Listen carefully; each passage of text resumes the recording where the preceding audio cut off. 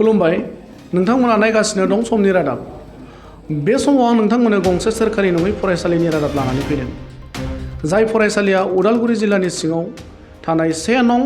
आमजुलि मिलनज्योति गोजौ फरायसालि बे फरायसालिया इं 1995 मायथाइयावनो गायसनजादोंमोन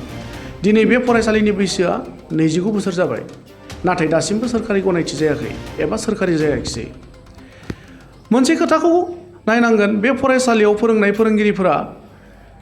1995 मायथाइनिफ्राय दिनैसिम फोरोंबोगासिनो दं मेंनाय गैयाजासे गथ'फोरनि इयुनखौ नायनानै नाथाय दासिमबो सोरखारि जायैयाव बिथांमोना दुखु मोननाय फोरमायदों मख'जाथाव बाथ्राया बेनोदि इं 2020 मायथाइनि 27 जानुवारि खालाराव बिटिआर गोजोन गोरोबथा जानानै थांदोंमोन जाय गोजोन गोरोबथायाव 6.3 दफायाव मख'नाय दङमोन दि बिटिआर हालामनि गंफ्रोम भेन्सार फरायसालिखौ सोरखारि खालामनाय जागोन बेखौ लानानै बे फरायसालिनि साफ्रोमबो फोरोंगिरिफोरा गोजोननाय मोन्दोंमोन नाथाय बिटिआर गोजोन गोरोबथाया 3 बोसोर बाबेनलांबाय अब्लाबो सोरखारि जागोनखौ नुनो मोनैयाव गोसोआव दुखु मोननाय फोरमायदों आरो मोनसे मख'जाथाव बाथ्राया बेनोदि सोरखारि गनायथि मोननो थाखाय बे फरायसालिया मोनफ्रोम क्राइटेरियायाव दिनै आबुंखा हानि फोरमान बिलाइखौ लानानै बा फरायसाफोरनि एनरलमेन्टखौ लानानै गासैबो केटेगरियावनो माने आबुं महर मोनखानाय अब्लाबो नाथाय दासिमबो सोरखारि जानायखौ नुनो मोनाखै दा बे बिथिङाव 29 बोसोर फोरोंथाइ होबोनाय फोरोंगिरिफोरा गोसोआव दुखु मोनदों सोरखारि जायैखौ नाथाय दुखु मोननानै बे फरायसालिखौ बन्द'बो खालामनो हाया फरायसाफोरनि इयुनखौ नायनानै बे स्कुलखौ खाथि खालानि रायजोफ्रा 1995 मायथाइयावनो गायसनदोंमोन दिनैसिम 29 बोसोर फुरा जाबाय आंबो बै 95 निफ्रायनो फोरोंगिरि हिसाबै बे फरायसालियाव खामानि मावगासिनो दङ बे फरायसालिया अफिसियेलि गासै खामानि फोजोबबाय 1901 मायथाइयावनो 9 पारमिसन आरो 2 मायथाइयाव 10 पारमिसन आरो 2004 मायथाइयाव बे हाई स्कुल क्लास 10 खौ रिकगनाइजेसन मोननाय जादों अब्लाबो दिनैसिमबो बे फरायसालिया प्रभिन्सियेलाइज जायाखै दा जों बे फरायसालिखौ प्रभिन्सियेलाइज जानायखौ लुबैदों थांनाय 2020 मायथाइयाव जिथु शान्ति सुक्ति जादोंमोन बे शान्ति सुक्तियाव मोनसे दफा लिरनाय दङ जे 6.3 क्लजनि बादिब्ला बिटिसिआव थानाय गासै फरायसालिफोरखौ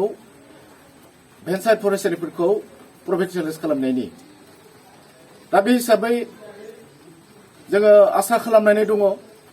जे बे स्कुलखौ जे बे स्कुलनि मुङा जाबाय 1 नं आमजुलि मिलनज्योति हाई स्कुल बे फरायसालिया जाहाथे बे प्रभिन्सियेलाइज खालामनायनिफ्राय जाहाथे जानगार जाना थाङा जों खावलायदों प्रमद बर'आ जोंनि बिटिसिनि चिफ प्रमद बर' बिथाङा जाहाथे थाबैनो बे भेन्सार फरायसालिफोरखौ प्रभिन्सियेलाइज खालामनो थाखाय खावलायनाय जादों आरो लोगोसे जोंनि बे फरायसालिखौबो जाहाथे नागारा जाहाथे बे प्रभिन्सियेलाइज खालामोब्ला जोंनि बे फरायसालिया प्रभिन्सियेलाइज जायो बेखौ जों खावलायदों जा फोरोंगिरिफ्राबो गोबां गोजान गोजान जायगानिफ्राय फैनानै बेवहाय फोरोंगिरि खामानि मावगासिनो दङ बिथांमोनाबो बे फरायसालिखौ नागारनो हायाखै गोबां खस्थ' दङ अब्लाबो फैगासिनो दङ मानोना बेवहाय गोबां फरायसा फरायसुलि 100निबो बारा फरायसा फरायसुलि आरो मोननै मिडियाम बर' आरो एसामिस मिडियाम सोलिनानै दङ बिदिनो गोबां खस्थ' खालामदों आरो बे ओनसोलाव खाथियाव बेबायदि हाई स्कुल गैया खमैनो 7 किल'मिटारनि गोजानाव 7 किल'मिटारनि गोजानावसो मोनसे हाई स्कुल दङ बेखायनो खावलायदों जाहाथे बे फरायसालिखौ प्रभिन्सियेलाइज जाहाथे खालामो जुदि बे फरायसालि गैयाब्ला बे ओनसोलनि फरायसा फरायसुलिफ्रा फरायनायनि खाबुखौ मोननाय नङा এখন ঠাইত একেবাৰে পিছপৰা সকলোৱে জানে আৰু আমাৰ এই বিদ্যালয়খনেই হৈছে কি এই অঞ্চলৰ একমাত্ৰ বিদ্যালয়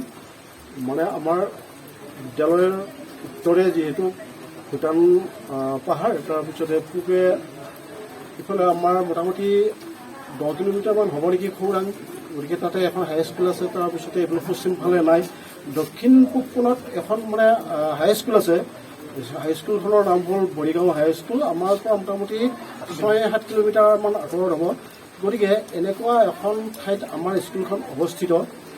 য'ত তাৰমানে যথেষ্ট সংখ্যক ল'ৰা ছোৱালীয়ে আমাৰ ইয়াত মানে এডমিশ্যন মানে কৰিবলগীয়া হয়। সময়ত এনেকুৱা আছিল যে এডমিশ্যন আমি সময়ত বন্ধ কৰি দিবলগীয়া হৈছিল, ল'ৰা ছোৱালী ইমানেই ইয়াতে মানে এডমিশ্যন ল'বলৈ আহিছিল। কিন্তু দুৰ্ভাগ্য যে আমাৰ স্কুলখন 1995 চনতে স্থাপিত হৈছিল যদিও বিভাগীয় মানে কৰ্তৃপক্ষৰ ফালৰ পৰা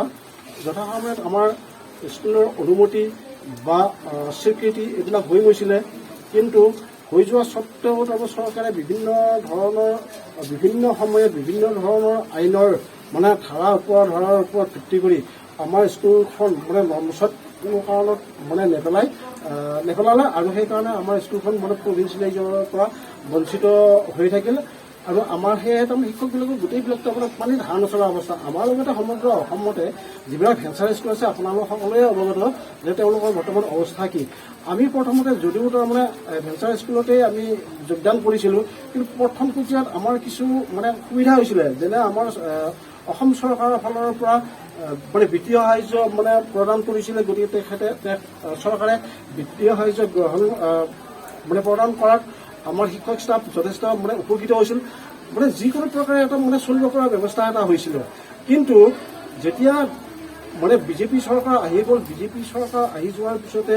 আমি তাৰমানে এই যিটো মানে বিত্তীয় সাহায্য, সেই বিত্তীয় সাহায্যৰ পৰাও বঞ্চিত হ'বলগীয়া হ'ল, যিটো কাৰণে গোটেই মানে অসমৰে মানে শিক্ষকবিলাকে তাৰমানে পানীত হাঁহ নচলা অৱস্থাত মানে ভোগ কৰিবলগীয়া হৈছে। তাৰপিছতে এতিয়া মোৰ আচলতে এইটো ক'বলৈ এতিয়া দুখ লাগিছে যে সুদীৰ্ঘ 28 বছৰ হ'ল এই মানে বিদ্যালয়খনত যোগদান কৰা।